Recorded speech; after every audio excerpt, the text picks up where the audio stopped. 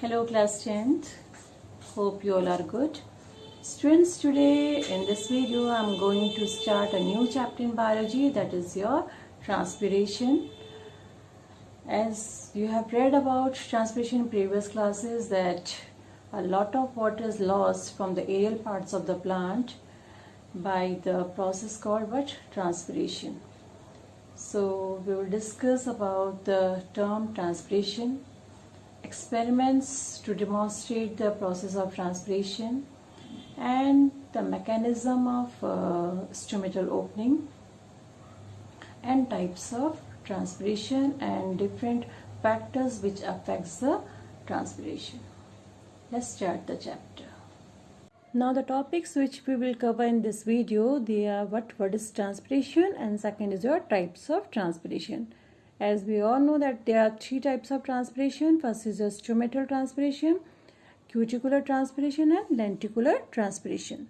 First, let's see what is transpiration. Transpiration is a process of loss of water in the form of water vapor from the aerial parts of the plant. Actually, plants absorb large quantities of water as well as minerals salts from the soil with the help of their roots. And this water is then conducted in the upward direction up to the tips of the stem, branches, leaves by the process called ascent of sap. From the absorbed water, only 1 to 2% is utilized by the plants, and rest for the purposes of photosynthesis and other processes. And rest of the 98 to 99% of water, it is lost by the process of transpiration. And major part of water is lost by the way of transpiration from the leaves which have large surface area. Let's discuss the types of transpiration. First is your stomatal transpiration.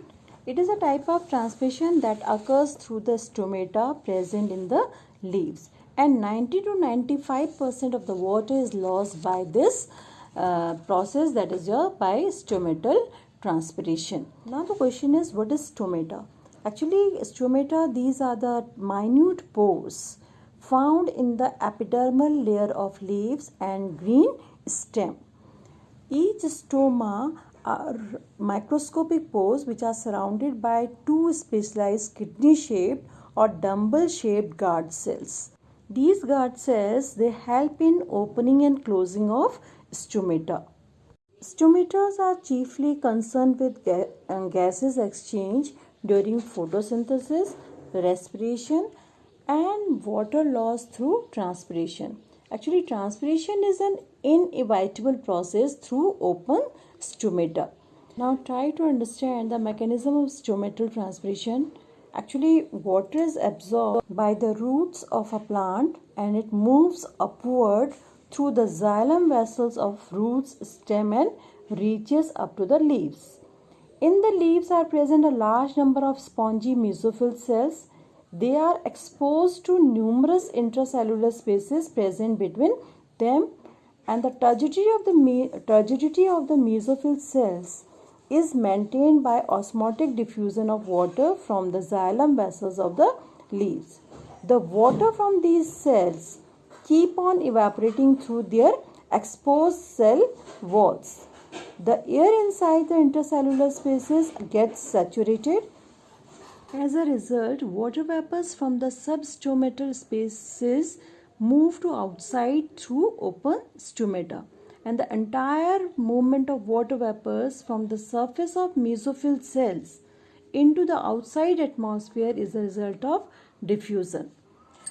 The cell walls that are losing water due to transpiration replace it by drawing more of it from the adjoining cells, and most of this water travels along the cell wall by imbibition, whereas a very small amount of water enters by osmosis, and thousands of cells of the leaves lose water due to transpiration. It causes pulling of more water from the below through the xylem vessels, and the transpiration pores thus created can draw up water up to the height of the plant, which can be 50 meters or even more. Next is your cuticular transpiration.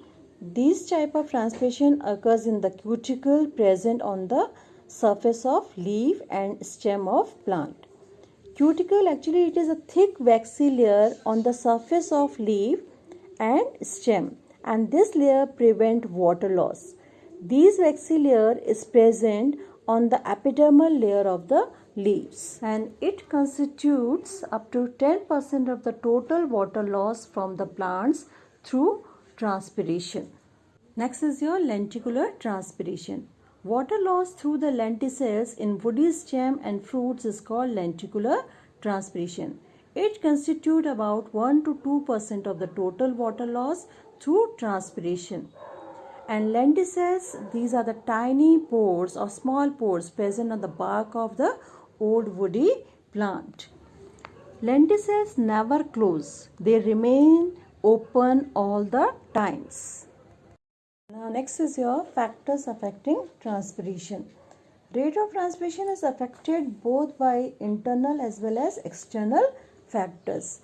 Your external factors are temperature, light, humidity and wind speed, while internal factors are number and distribution of stomata, percentage of open stomata and water status of the plant. Let's discuss first external factors which affects the transpiration. Now first is your intensity of sunlight. It is the most important environmental factor and it causes stomata to open. Besides, the light increases the temperature of the leaf, which in turn increases transpiration. So when it is cloudy during the daytime, the stomata are partially closed and transpiration is reduced. So you can say that if light intensity is high, then you can say transpiration is more, but if light intensity is less, then transpiration is also less. Now next factor is your temperature.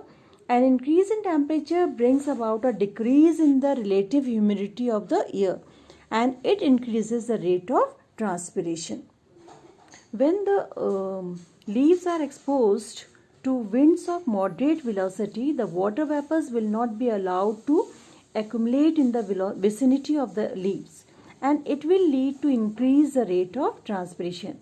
But if the wind is of high velocity, then it causes closure of stomata and drying and cooling of the surface of leaves, and it causes decrease in the rate of transpiration. Now next is your humidity. Humidity, actually all of you know what is humidity. It is amount of water vapors present in the air. Rate of transpiration decreases with the rise in vapor in pressure in the atmospheric air, and it increases with the fall in vapor pressure. So in short, we can say that transpiration is reduced if the air outside is humid. Now next is your carbon dioxide. Stomata close if carbon dioxide level of the outside air increases and more than 0.03%, leading to the reduction in transpiration. And last is your atmospheric pressure. Rate of transpiration increase with the increase in atmospheric pressure. Next is your adaptation in plants to reduce excessive transpiration, and first is your sunken stomata. In some plants, the stomata are sunken or they are depressed below the adjoining epidermal cells or covered by hair. For example, nerium. Second is your the number of stomata may be reduced. Next is your narrow leaves. To reduce the surface area for transpiration, leaves in some plants become narrower. For example, nerium.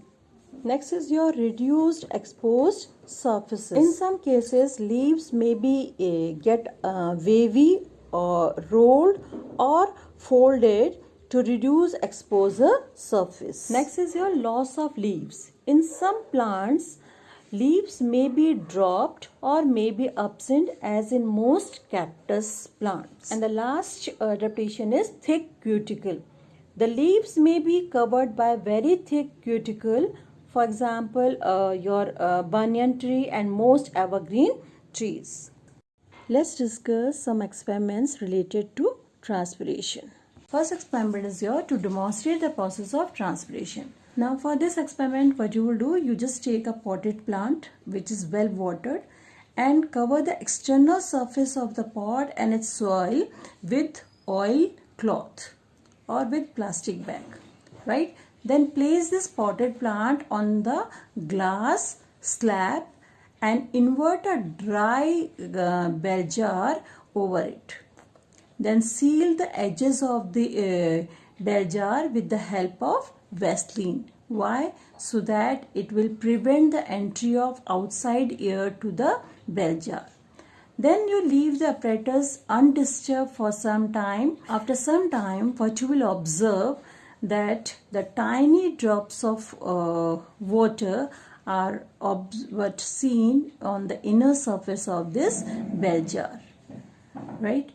And so from where these water droplets came, actually the water drops on the interior side of the bell jar can neither come from outside air nor from the water present in the soil of the pot, because both have been properly sealed. So the water vapors can come only from the exposed part of the plant, and such a loss of water from the aerial part of the plant is called transpiration, right? In place of this bell jar, you can take a polythene bag also, and you can cover the this exposed part of this plant with polythene bag, right? And here also you will observe the same tiny drops of water inside this polythene bag. This experiment is also is same to demonstrate the process of transpiration, but here we will take three setups. In setup A, take one of the one potted plant and place it on the glass slab. Cover the entire plant with the bell jar. Seal the mouth of the bell jar with Vaseline so as to prevent the entry of outside air into the bell jar, right? In setup B, place the second potted plant as in setup A, but also place a dry cobalt chloride paper inside the bell jar. Setup C is same as in setup A and B, but without a potted plant. Leave these three setups undisturbed for about 1 hour, right? After 1 hour, what do you observe? Let's see. In setup A, the bell jar becomes misty after some time and water drops appear on the inner side of the bell jar. In setup B, it also shows the same changes as in setup A.